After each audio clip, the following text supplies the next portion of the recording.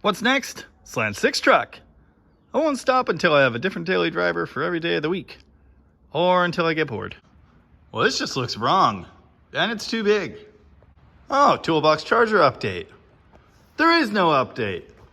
But Schumacher put the motor mounts I need back into production, so I don't have to try and make them anymore, which is great because, as you've seen, I'm truly a brilliant fabricator. So anyway, I'm gonna order a set of those and maybe get the engine dragged over here sometime soon. Hey, I found that brand new carburetor I was looking for.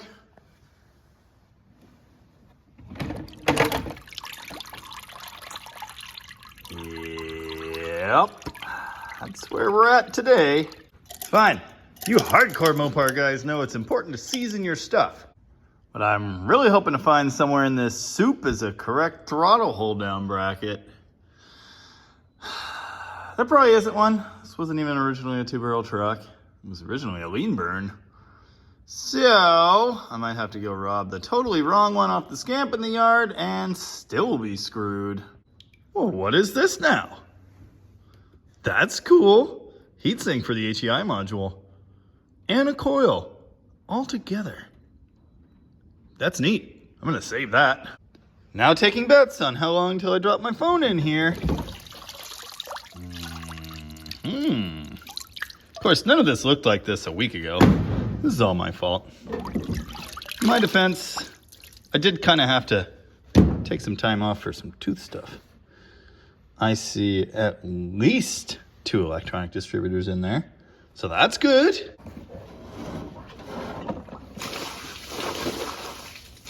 Extra clutch fork.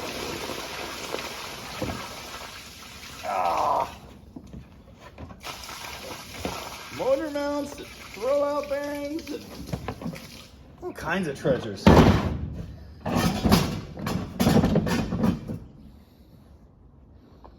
Well, I don't even know what that's about. Do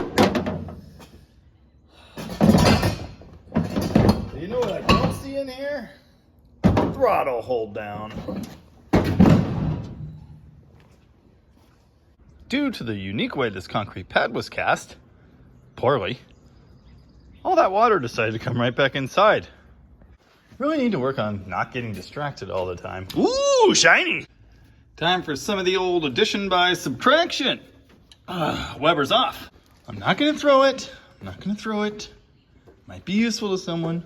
I'm good, it's fine. Why is it always the size you don't have? Like an onion. It's got layers. Oh yeah, I found the right hex. It's on this wire dangly bit I made. Used to use this for a weed whacker for some reason. There we go. There's a lot of gas in there. What was that? I've realized as I'm doing this that this thing came with a 2-barrel and the manifold on it, but it did not come with any 2-barrel air cleaners.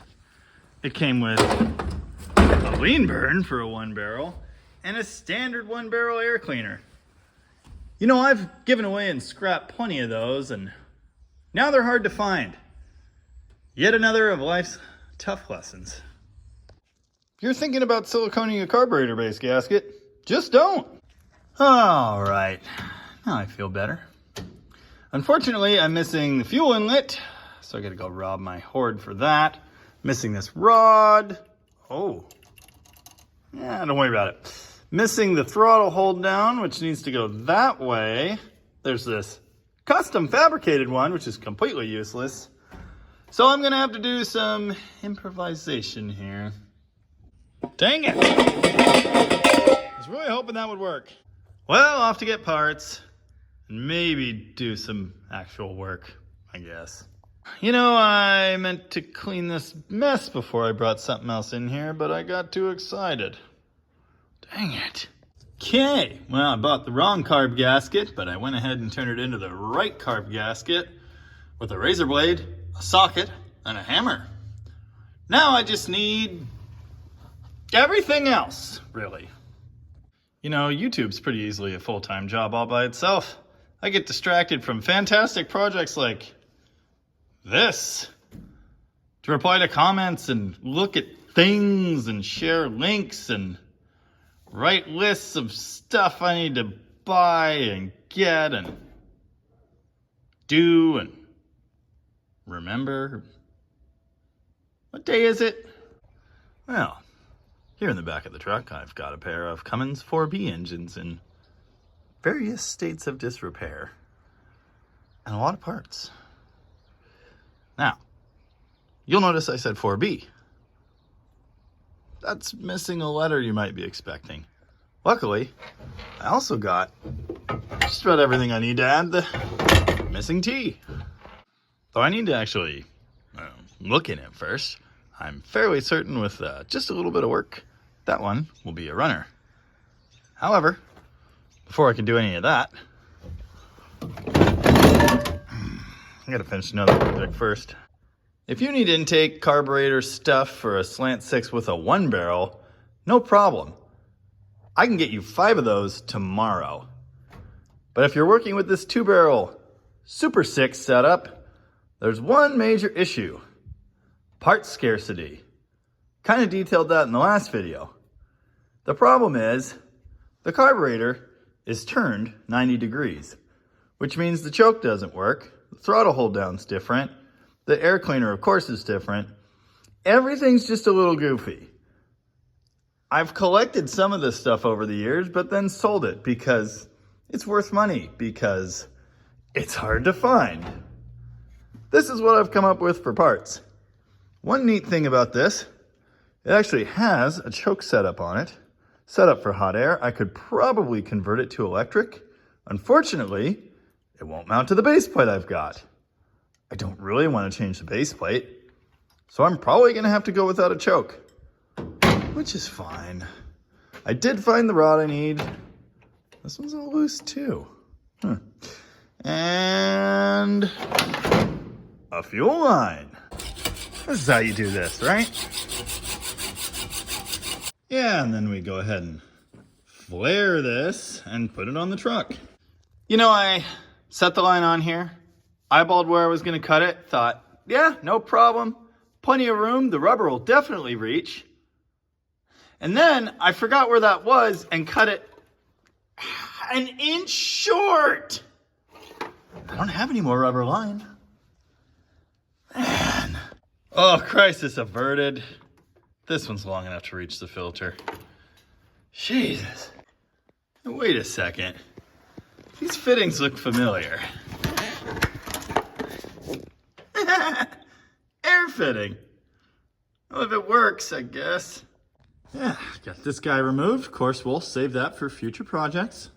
If your flare tool's at the other shop and you're definitely gonna come through and flare this line later, in the meantime, just throw 2 clamps on there, you know, for safety. You know, that thing about hurting yourself to take your mind off whatever it is that hurts is real. Kind of ruined my back yesterday moving those diesel engines around, but today my teeth don't hurt anymore, so that's good. Cappy cap cap. Oh, and in case you're wondering, yes, these are the Crack-O-Matic ones that die in like 6 months. I've just been reminded it really doesn't matter what I do with the choke rod, because there's no choke blade at all. Where did it go? I honestly don't know which I have the bigger problem with around here, time or gravity. Ready to crank, I guess, and see what happens. No throttle, no choke. No idea what this carburetor full of water is going to do, but we'll see. Watch for gas spraying.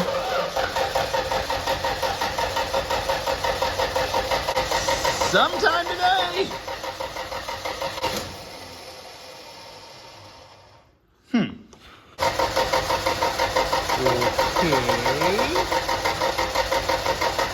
Well, that's going to get old. Hey, I should tighten that power steering belt. Well, no fuel getting in there, so I'm going to assume we've got a needle and seat problem. Luckily, Carter made that easy to diagnose and repair. The fuel line is always a 1/2 inch, or 13 millimeter. The seat assembly is 9/16, and if you don't want to remove it, you always want to hold it with a wrench. Even if you do, to separate them, you want to have both. They tend to lock up in this flare fitting, and then you spin the whole deal out of the carburetor, and it's kind of a pain. Well, where's all the gas? I got a trickle out of here. I think it's just because this is a return line type filter. Got a nice healthy spurt out of it, wherever that went. Well, the bowl was full, so that ain't it. Maybe it's just stubborn. Well, there's plenty of fuel in there, but the accelerator pump doesn't work. And there doesn't seem to be any idle fuel. And with no choke, kind of hard to cold start, I guess. Also, newer style starter relay, so I can't just use a screwdriver. I could crawl down to the starter, which is way down there on this thing. Huh. Usually they're kind of up here. Interesting. I just had to choke it. It took some doing, and there's no accelerator pump. Good. Good. This is a brand new carburetor. Why would that work? And yeah, no idle fuel either. Good. What do you want to bet this random hunk of junk off the shelf works better than that piece of crap? Remember that choke rod I was all proud to find in my collection? It's broken! And you can go right back where I found you. The one thing I did preemptively grab, new needle and seat, seemed to work. That's one area I occasionally have problems on BBDs when they've been sitting. I'll save this one though. It could be fine, don't know. I also sprayed the bowl out through this opening. No chunks came out. So yeah, I knocked the cobwebs out of here and I'm gonna throw it on. Hopefully it works. Next.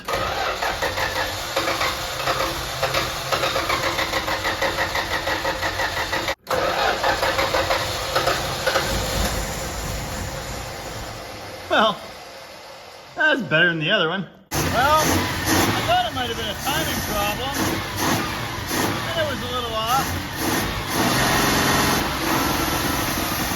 But totally different carburetor, and the exact same breakup. So, now I think this is a spark problem. It made multiple problems. The good news is that lever was probably fine. Okay, if you know anything about breaker points, or if you watch my ignition guide video, you probably have an idea how these work. They have to open. How is this even just running? Why? Why did I not think to check that first? I don't know. It's just not how my brain works. Maybe it's because I'm thinking 80s, no breaker points. Well, if you can see that, I'm now up on one of the 6 cheeks, fire for each cylinder, and I've got a gap in the points there. It's not precise. I don't have a matchbook handy or a feeler gauge, so I just kind of eyeballed it. Unfortunately, these are the world's cheapest breaker points. You can tell because it's just a plain plastic rub block, and it has no grease pad. So it doesn't really matter where I set it. They're going to be junk pretty soon, but I bet it'll run now.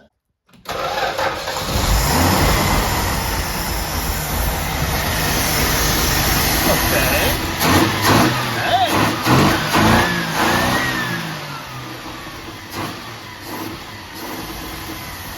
Well, still not perfect, but no.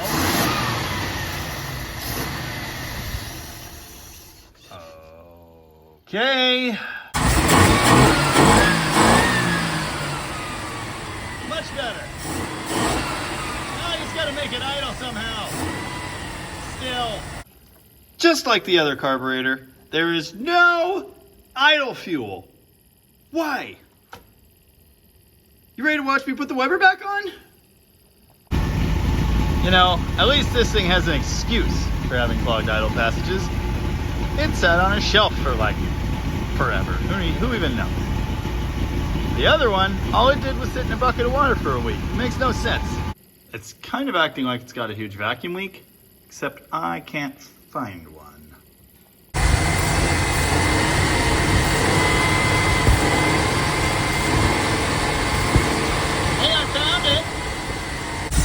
Well, that's weird. It's kind of idles now, but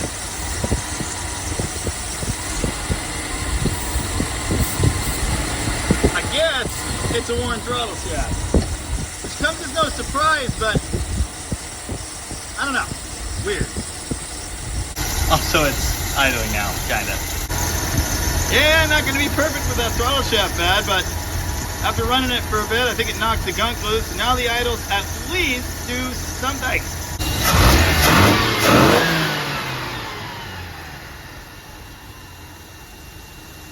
Yeah, chunk off the shelf.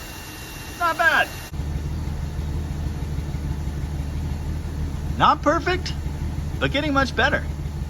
Might be worth finding out how it drives now. Of course, it would be hard to drive without a throttle working, so I guess that would be the next thing to fix. So that's what it's supposed to do. Also, let it be noted, this thing does not have the full 12-volt starting circuit hooked up, so that's pretty good. You know, I think the truck's running a little rich. Oh, look, a Holly 1920. The worst carburetor in the known universe. Well, I hate to part out this priceless American artifact, but I'd really like to drive that truck. Also, it's right in the way. Went ahead and turned the wrong throttle bracket into the right throttle bracket. Reconfigured the homemade throttle cable end. Really wasn't hard, just removed all the extra goofy pieces. Shortened up the throttle spring, and here we go. I actually do need to shorten this cable up, but unfortunately I've just run out of time and I gotta go do actual work. So, let's see if it moves. Good news, everyone! It runs awesome! For a second I forgot where reverse was in the 435. Jeez. Amateur hour. Ooh, precision mirror job. Okay, I did set the idle speed way too low, which I kind of knew, but that's fine. Other than that, not bad. Unlimited power! All right, that's a bit of a drop. Yeah, still way better though. What is that? Hey, we installed that miscolored door. Okay, it's not perfect. I think I need to actually check the timing and verify the accelerator pump works correctly, but it does drive. If I had to limp this thing to the hospital with one arm, I think I could at this point. So that's progress. Why does it want to die every time I pull into the yard? Oh, because I'm in third. Okay, all in all, huge improvement. Almost a usable truck, not quite, but we're getting there. I think a couple tweaks and I'll be my new daily driver. Maybe. I don't know if you can hear that. There's also a cylinder dropping out. More work. Hopefully it doesn't rain on all my treasures again. It probably will. And that block will just be really, really well seasoned when I get to it. I suppose that about does it for this episode. Maybe next time it'll be on a trail, but maybe not. Thanks for watching. Man, $100 just really doesn't get you very far anymore. I should go yell about that on the internet. I'm told this is about a mile a gallon optimistic, but hey, could be worse. Boop.